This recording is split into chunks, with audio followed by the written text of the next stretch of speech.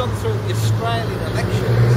And of course what happens in Australia, probably like many other countries, is retailing drops off when an election occurs. But having said that, Miss Ward's in Australia increases in sales. This is a coffee shop. What they do every time there's a general election is they have a coffee bean election where you can vote for the top party in your mind. This causes national interest and gets them in the newspapers. So even when retailing is down, some retailers are out there doing some innovation. Very much like these guys who are looking at award-winning and promoting the fact that they're winners in the marketplace.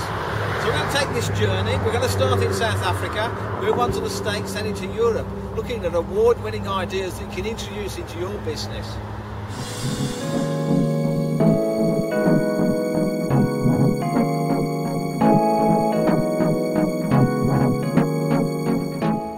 Welcome to South Africa. We're going to look at two retail stores in South Africa, Evergreens and the Food Lovers Market. Both of these guys are some of the world-class retailers in the fruit and veg and fresh produce area. Their signage is exceptionally good. Their customer flow is brilliant. And some of the marketing segments they put together really gives a point of difference. So we're going to look through the various parts of their stores, look at the way they do their merchandising, their displays, the fact that they can take their product and up to 15 to 20% of products sold in the basket are promotional products, which is exceptionally high. So what we're going to see is that type of development. Farmers' markets aren't so strong in South Africa, and one of the reasons for that are the cultural differences. So you've got the supermarkets developing the market and then these niche retailers. So we're in for an exciting journey around these two stores. So join me and we'll look at some of the differences that are occurring in this part of the world.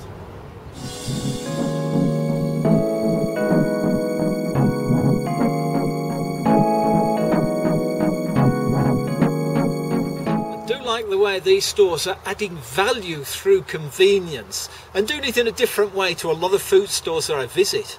Shortcuts, I think, is a great concept. This is where the customer can take a cabbage or a carrot to the shortcuts department, and that department will cut or shred that fruit or veg for the consumer. Great way of adding value as far as the consumer is concerned. And next to that was the fruit stop, where fruit could be made into a fruit juice or into a yogurt. Again, another added value and convenience package. And what about the prepared meals department?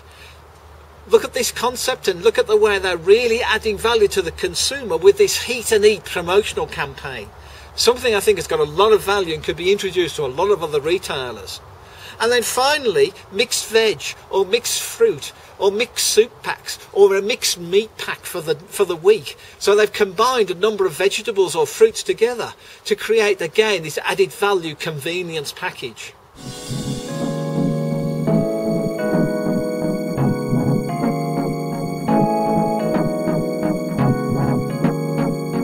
One thing I'm always looking at when I'm looking at retail is what is their signage strategy and how are they communicating as far as the consumer is concerned. And these two businesses did a great job of transferring information to the consumer. Look at the way they use pictures very successfully to get stories across, and they're involving consumers in those pictures. And when it comes to the words, they're selling the benefits, they're selling the emotions, they're using blackboards to keep it folksy. Great signage concepts can be learned by looking at these two businesses.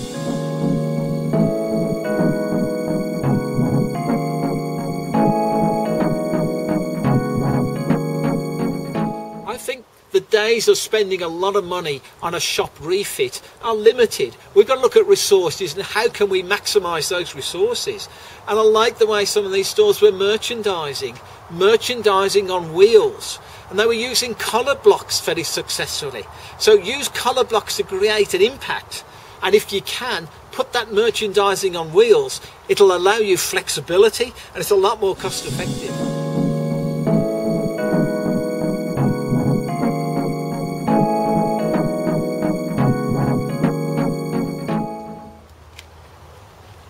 Plantland, just outside of Pretoria, which is a group of garden centres within the Maluncians family.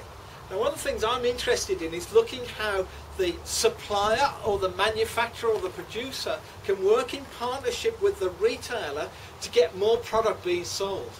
Now imagine if you had an express way of getting the product through your organisation. Well, Mulunsians, who are the supplier, have created the Plant Express. Very simple, they've taken a trolley and just created this train, and then they're doing a promotion that will change every 3 or 4 weeks. This is a great way where the wholesaler or the supplier is working with the retailer to create this partnership that's a win-win for everybody concerned. Why not consider how you can create an express train for your organisation to move product through quicker?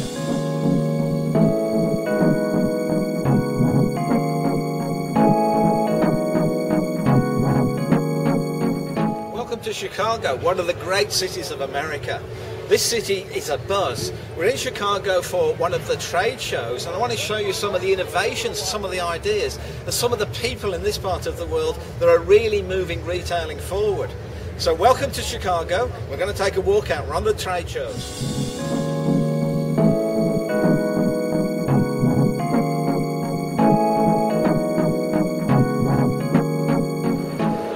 Merchandising is about keeping it simple, providing solutions, and getting the concept right with the consumer in mind. Schurig, one of the top ceramic companies based out of Germany, are brilliant at getting these messages across. They keep it very simple by using colour.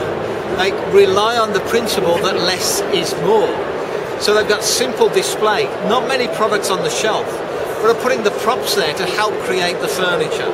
So what you've got is a very simple display that provides the space for the consumer to see the product. They're providing a lampshade or a cushion just to get that theatre across for the consumer. If it's new, they tell you it's new. They've got the rotating display. So one of the messages when it comes to merchandising, keep it simple. Keep to a simple colour theme. Don't complicate your merchandising. Use suitable props that provide solutions and ideas for the consumer. There's a lot we can learn by just looking at a Schurig display.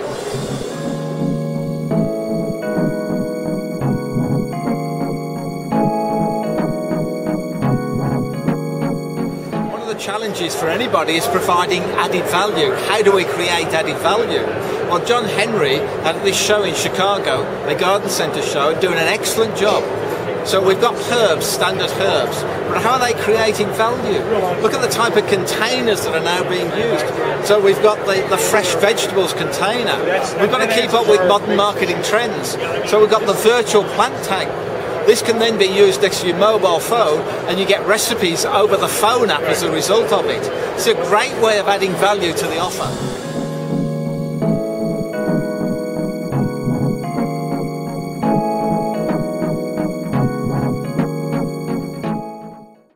If you look at the great shopping avenues of the world, one of them you must include is Michigan Avenue in Chicago. This 1-mile walk exposes you to some of the greatest retailers in the world. I just want to look at a number of those retailers that took my eye when walking down the street. Tales in the City is a specialist store just for pets. So they're providing fashion statements for the pets. Now that can be as exclusive as you can get as far as retailing is concerned. And the other shop you really need to look at when you're walking down this street is the American Girl shop. This is a shop that is just focused on dolls. Now the interesting thing is this is a must-see store along this avenue, because not only have you got the dolls, but they customise them. They have a hair clinic for them, they have a doctor's clinic for them. So they've taken this very narrow niche and created a whole amount of theatre around the American Girl doll. So every young girl wants to go to this store when they're coming to Chicago, and it's not too far from the Disney store, which is again creating theatre. And I love the way they can build the power displays and the end caps and create the must-buy theatre, and then above the product create the theatre to give the ambience and the experience of the store.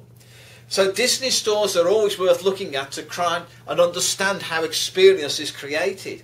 But the other thing about Michigan Avenue is when you walk down the street, it's the way they've done the streetscape. They change it yearly.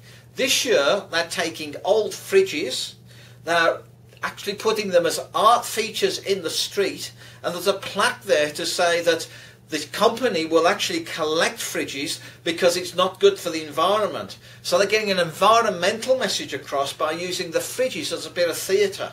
And I'm sure there's a lot of ideas we can look at and brainstorm just by taking these concepts and saying, how can we adapt them to what we're doing in our retail store?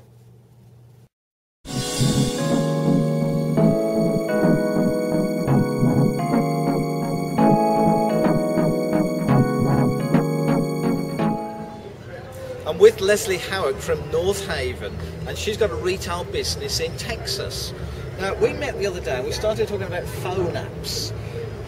What are phone apps in the relevance to retailing? How does it work? Well, I don't know if you've noticed or walked around your garden center lately, but you see a lot of us folks walking around with smartphones, especially the younger crowd. We tend to carry them wherever we go.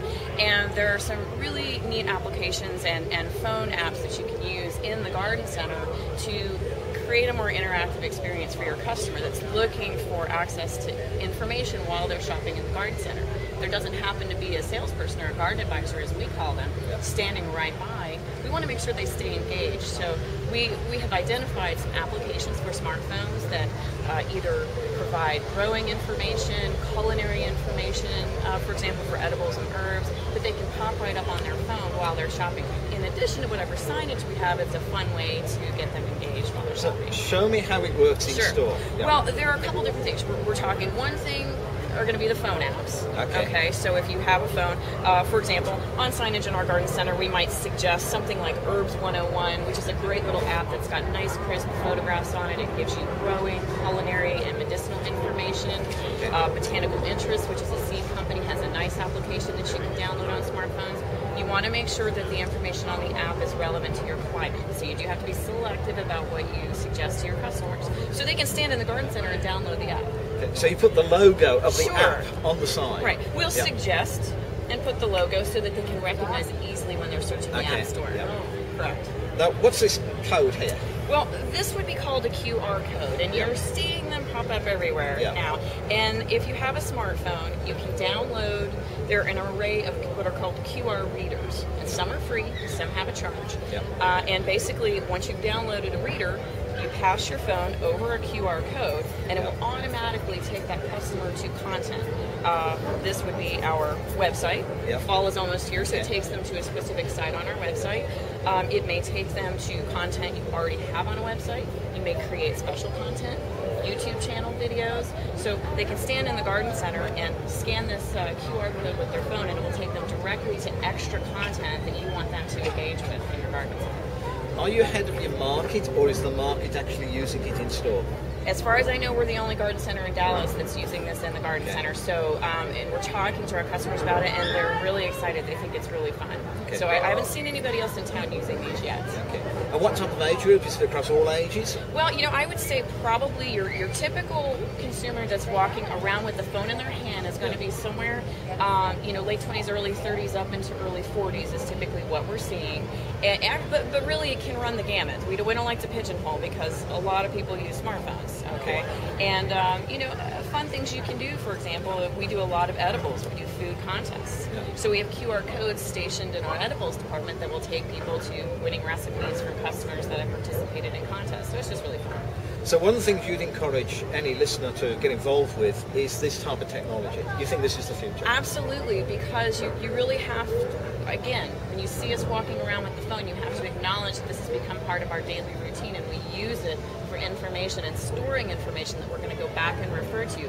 I would like them to walk out with my website locked in on their phone. They're going to think about us, and they're going to go back and refer to it when they leave our garden center. So there are even customers I've come across in some focus groups we've done that have never actually been to the garden center until the focus group, because their entire relationship with us is digital up to that point. So what's interesting is, as we can see, we're in Chicago and we're at a trade show, and there's an amazing amount of new companies coming in with this type of technology. So suppliers are beginning to identify this is the future. Absolutely, and I'm sure that we're going to start to see some branded products coming in with their own QR labels on their label. However, I'm going to say, as an independent retailer, it's my brand that I want to showcase, so I'm probably going to limit some of that product that comes in pre-branded with QR, because it's going to take customers to content that I may or may not want them going to. So I'm going to try to control this a little bit more tightly in my garden center than maybe a larger chain or an operation that maybe does more centralized buying and may allow more of that into their garden center.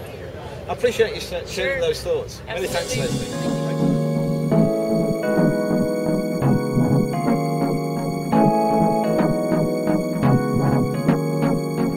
Well, let's look at what the newspapers have been saying during the month of August.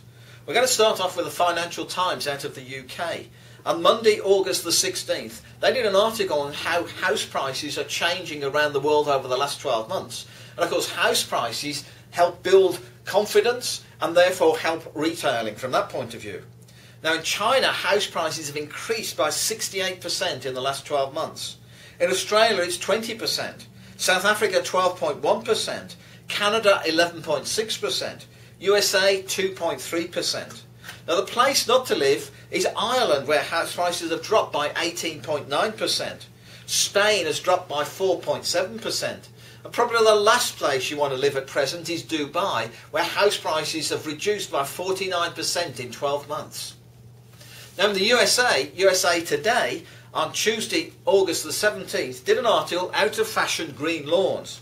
It mentioned 21 million acres of lawns are around in domestic gardens. They are taking 10,000 gallons of water per year, apart from what comes from rainfall. That means it is 19% of the energy bill as far as the nation is concerned. So this article is talking about the fact the need to change as far as lifestyle gardening was concerned in this part of the world. It mentioned if they had water conservation gardens, the average water bill, for example, in California, would drop from $90 a month down to $20 a month. Now, social media is a big issue in retailing. And again in USA Today's snapshot on the 19th of August looked at social media. Now, what's happening at this time of the year is the kids are planning to go back to school. So parents are looking at the back-to-school promotions. Now, it was interesting that according to the survey, 64% of consumers within this target market were looking for promotions through Twitter, Facebook and web pages. 42% said they were browsing for products through social media.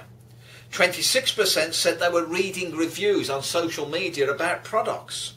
20% were visiting retailer sites, their web pages. At the same time, 17% of those people interviewed were watching videos through YouTube, etc. in social media. And 14% were actually commenting on what was happening as far as their shopping experience was concerned.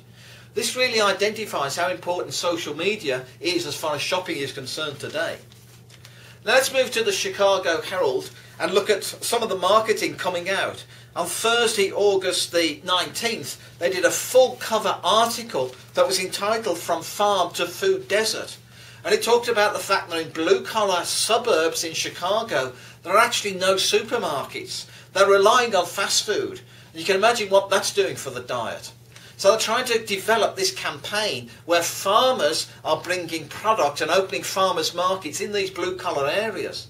At the same time, some of this article talks about the fact they're using buildings that are more derelict into urban farming. And in one building in the city centre, they're putting aquaponics in the basement. So we're getting food from fish and vegetables. Now, while we've been in town, we've been shopping at Fox & Oble. And I love their food letter that comes out once a week. The week we were there was Explore the Tastes of Spain. Now, what's interesting about this company, they sell about 30,000 SKUs. But they promote about 12 in their newsletter. But let me just read you some of the English. This week's Fox finds. Our buyers search the markets every week to bring you unexpected value. What great marketing. Our buyers search the markets every week to bring you unexpected value. So that's what's been happening in the newspapers during the month of August. We'll bring you some more news in September from the newspapers.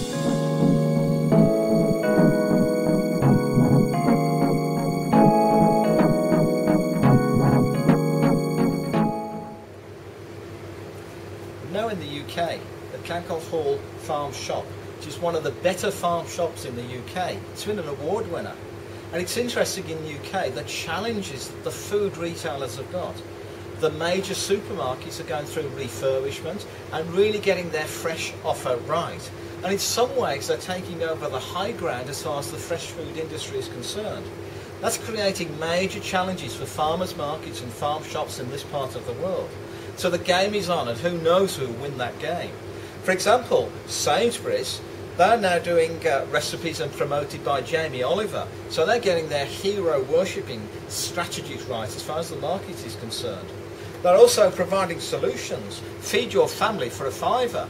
So the solution marketing ideas are coming across from that part of the industry using the fresh food offer. It's interesting if you go to Waitrose and look at some of the packaging. Strawberries, blueberries, etc. have a degradable packaging on top with a thin film. And let me just read, Essential Waitrose British Strawberries, grown with care for the environment by farmers who share our values. So they're using this type of English now to get across to the consumer that they want the high value ground as far as the food industry is concerned. So farmers markets and farm shops are really having to relook at their strategies. How do they become the hero? As farmers, they've got to get the message across at a local scale. So as we'll look at other examples as we go through the journey of how farmers are building credibility in the niche market area.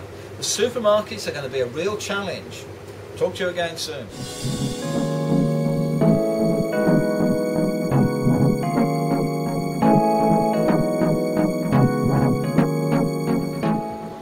Retailing is about creating the experience.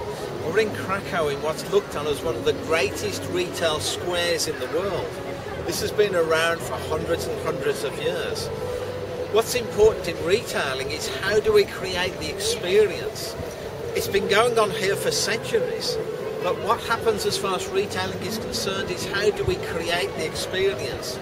We have to provide the entertainment, we have to provide the education and get the aesthetics right. So it's worth looking at market squares and how they create the experience for the consumer, and look at the techniques that you can use in your own business. Creating the experience, and there's a book written by Joseph Pine II on how we create the experience, and that's only 10 years ago. But in Poland they've been doing it for centuries, in Europe they've been doing it for centuries. So it's worth looking at these old market towns and some of the great squares in the world, and how we can adapt the experience to modern retailing.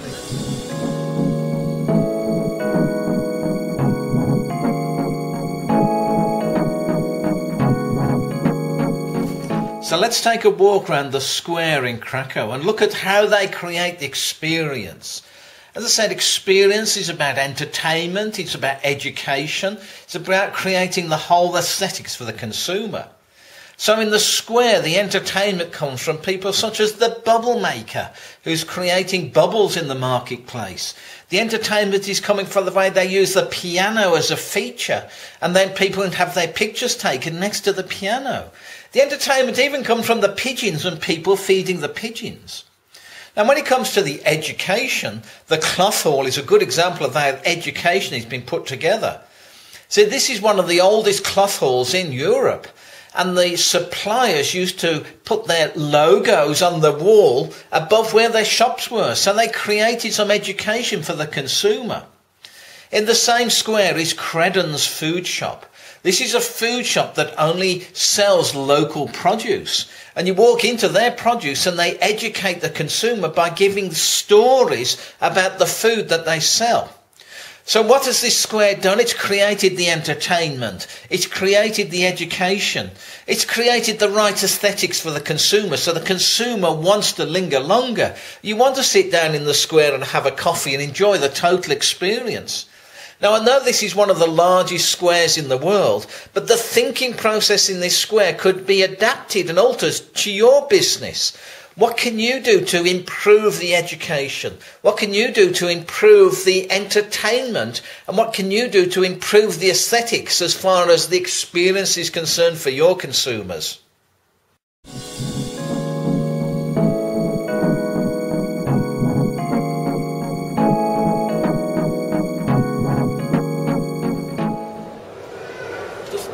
Retail sector you're in, trade shows are valuable areas to go and look at. Now, most people go to trade shows for looking for new products. I think there's two roles of a trade show. One is to look for new products. The other one is to look at suppliers and the way they put displays together. Look at those displays and see how you can convert them to creating the theatre in your retail store. So I go and look at all types of trade shows. I look for ideas that can be put into retail stores. So go to a trade show with two things in mind. Yes, you're looking for new products, but also you're looking for ideas you can implement in your store. Now, talking to a lot of retailers, they don't actually look at those ideas. They tend to just look at the new products. I think you need to be wearing those two hats, your new products hat and your new ideas hat. So we're in Poland, in Warsaw. What we're going to look at is the horticultural trade show for this country. We're going to look at how those displays are put together. Look at the way they use colour. Look at the way they use props. As I said, it doesn't matter what retail sector you're in. What you're looking for is ideas that can be put into your store to make a difference. So let's have a look around Poland.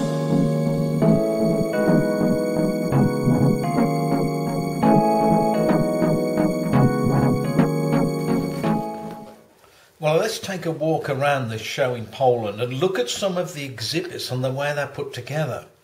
I know this is a horticultural show, but I want you to look at the merchandising and the concepts. For example, look at this display outside the show. Now, they've taken bricks up to the garden design just to create a bit of difference with the basket work. I think it's highly effective the way they're putting this across. And it gives you a different idea, a different thinking process. And that's what you need to look at when you go to shows. How about some feathers in the trees? Though these colours of the yellow, the blue and pink are actually birds' feathers that have been glued into the trees to just create that bit of difference. And I love the way they've used colour blocking. I think we can learn a lot from colour blocking in shows and how we can develop them into the retail situation. This has been bold, it's been effective, it's fairly simple, but it's really caught my eye as one of the best colour displays I've seen at this show. Again, we've got to keep looking at this colour. Strong strips of colour around the product make a difference. It puts the product in a primary location. And how about this as a backdrop? What we've got here is a woodland backdrop, very easy drape. I was working with a retailer recently that said one of the problems was how did he get colours and drapes into the business? And I suggested he looked around at this trade show, he came across with these ideas and now he's developing them in his business. How about ideas that are from the street? And again, we've got these old promotional poster signs that you see in many towns, but being used to promote a product. And it's all about colour. It's about how you put colour together. It's about providing consumers with ideas and creating hero products within a merchandising statement that's been done here with the roses. It's about putting props in. This is Poland, it's famous for its music, so they brought this into the theatre displays to create that point of difference. So we need to look at trade shows, we need to look at how we can bring in lifestyle pictures to create a theme for the consumer, how we can block things differently to create a difference, how we can actually do it completely differently, like this tree that's been displayed in a glass bowl. So when you go around trade shows, have a look at the theatre, have a look at the merchandising and say, can we adapt these things? Look at the way they've done the merchandise blocking. So they've created this colour blocking, but at the bottom is some very clever lifestyle merchandising to get the message across to the consumer. So next time you go to a show, don't just look at the product, don't just look for new products, but look for new ideas that you can introduce into your store to make a difference.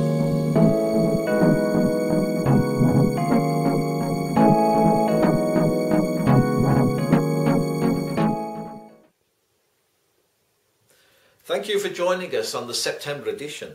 In October, we're going to be looking at some developments in the UK. And in fact, we're going to look at meerkats. Meerkats is the greatest fad ever seen in this part of the world in a long time.